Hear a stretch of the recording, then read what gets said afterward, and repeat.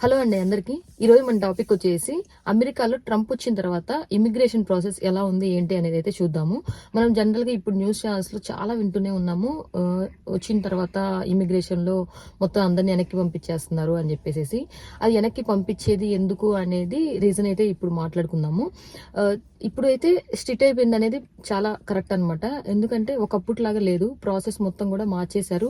అలాగే return ticket లేకపోతే compulsory వాళ్ళనైతే వెనక్కి పంపించేస్తున్నారు అనమాట. అది విజిటింగ్ మీద వచ్చిన వాళ్ళైనా సరే, లేదంటే బిజినెస్ వీసా మీద వచ్చిన వాళ్ళైనా సరే రిటర్న్ టికెట్ అనేది కంపల్సరీ ఉండాలి. H1 వాళ్ళకి, స్టూడెంట్ వాళ్ళకి అయితే రిటర్న్ టికెట్ అవసరం ఉండదు. ఎందుకంటే వాళ్ళు ఇక్కడ చదువుకుంటూ జాబ్ చేసుకుంటూ వాళ్ళు సెటిల్ అవ్వాలి కాబట్టి. సో అలాంటి వాళ్ళకి అవసరం లేదు. అందుకే ఇప్పుడు రీసెంట్ గా ఆ ఇమిగ్రేషన్ లో కూడా నార్మల్గా అయితే ఒకటే క్యూ ఉంటుంది అనమాట. ఈ ఇమిగ్రేషన్ జరిగేది అందరికి, స్టూడెంట్ మీద వచ్చేవాళ్ళు, విజిటింగ్ మీద వచ్చేవాళ్ళు, H1 మీద వచ్చే వాళ్ళకి అందరికీ ఒకే లైన్ ఉంటుంది. బట్ ఇప్పుడైతే అందరికి సపరేట్ చేశారనమాట.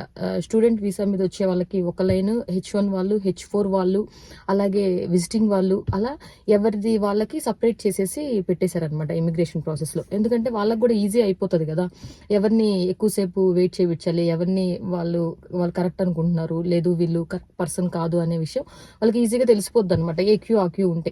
సో అలాగే ఎవరెవరికి రిటర్న్ టికెట్ చూడాలి అనేది కూడా ఇంకా వచ్చే క్యూ మొత్తంలో వీళ్ళు రిటర్న్ టికెట్ చూడాలి. స్టూడెంట్ వాళ్ళు, H1 వాళ్ళు వచ్చేది వాళ్ళ డాక్యుమెంట్స్ కానీ వాళ్ళ అంతా కరెక్ట్ గా ఉందా లేదా అనే విషయం చెక్ చేయాలి అని చెప్పేసి వాళ్ళకి ఈజీ అయిపోతుంది. అలాగా మార్చేశారు. ఇదంతా ఎందుకు చేస్తున్నారు అంటే, ఇల్లీగల్ గా ఎవరైనా ఎంటర్ అవుతున్నారా, లేదా వాళ్ళు వచ్చిన తర్వాత వాళ్ళు ఇక్కడే ఇల్లీగల్ గా ఉందామని ఏమన్నా ప్లాన్డ్ గా ఉన్నారా ఏంటి అనేది అయితే వాళ్ళ అబ్జర్వేషన్ కోసం వాళ్ళు అలాగా చేస్తూ ఉన్నారనమాట. ఎందుకంటే ట్రంప్ నినాదం మెయిన్ ఇల్లీగల్ వాళ్ళు ఉండకూడదు, వాళ్ళ దేశం జనాభా బాగుండాలి, కరెక్ట్ గా ఉండాలి అని చెప్పేసి ట్రంప్ చూస్తున్నారు. కాబట్టి ఈ రకంగా అయితే ప్రాసెస్ అనేది నడుస్తూ ఉందన్నమాట. అందుకని ప్రతి ఒక్కళ్ళు కూడా ఎవరైతే విజిటింగ్ వీసా మీద వస్తున్నారో, అలాగే బిజినెస్ వీసా మీద వస్తున్నారో, వాళ్ళు ఎవరికైతే అవసరమో రిటర్న్ టికెట్, కంపల్సరీ అలాంటి వాళ్ళు రిటర్న్ టికెట్ చేసుకొని రండి. లేదంటే మాత్రం మీ ప్రయాణం మొత్తం చేసుకొని మళ్ళీ యూఎస్ వరకు వచ్చి మీరు ఏ స్టేట్ లో అయితే ఉండి అక్కడ ఇమిగ్రేషన్ చేస్తారో వాళ్ళు కానీ వెనక్కి పంపించేస్తే మాత్రం చాలా నష్టపోతారు. ఎందుకంటే ఇక్కడ టికెట్స్ అన్ని మనకి లాస్ అయిపోతాము. రిటర్న్ టికెట్ అనేది చేసుకొని మీకు కావాలి అంటే ఇక్కడ ఎక్స్టెన్షన్ కూడా మళ్ళీ చేసుకోవచ్చు, అది క్యాన్సిల్ చేసుకొని, అలాంటివి కూడా ఉంటూనే ఉంటాయి, చాలా మంది చేస్తూనే ఉంటారు.